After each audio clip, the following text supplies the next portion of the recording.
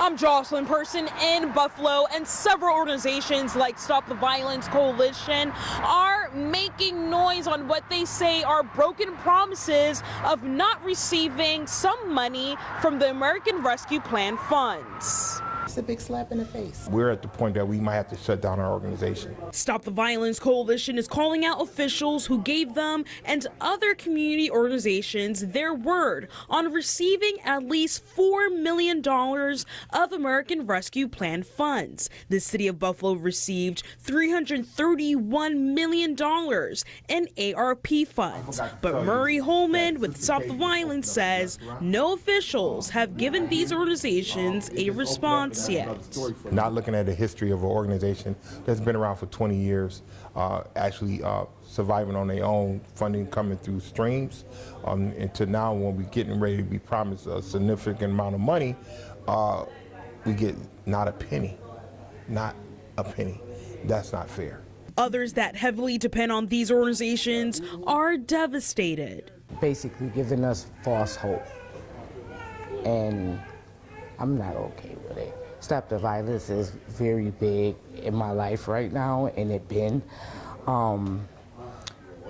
Without Stop the Violence, a lot of violence will occur. Instead of putting the kids in the facilities in jail, you know, coming into the program. So, I mean, like I said, it's very disheartening. They help our community, helps people stop the violence. We risk our families, we risk our lives out there during the pandemic.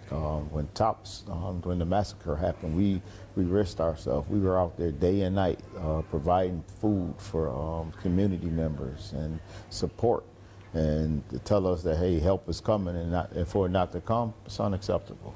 A spokesperson for Congressman Higgins says in a statement, community violence intervention programs like those led by the Stop the Violence Coalition are an acceptable use of American Rescue Plan funding, and the congressman has publicly supported this investment. The final decision on the distribution of these funds ultimately lies with the city. I reached out to the city of Buffalo. A spokesperson for Mayor Byron Brown tells me there are program requirements that needed to be met, but Councilman Rasheed Wyatt isn't buying that.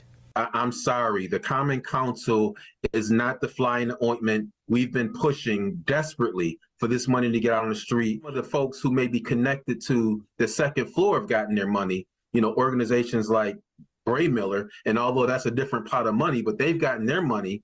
But these organizations that desperately needed these funds, that they were supposed to be used to rescue them, have not. And so it's very frustrating. Others say they've seen the great impact on what these community service groups have in all of the east side of Buffalo. I grew up, you know, in the streets of rough neighborhoods.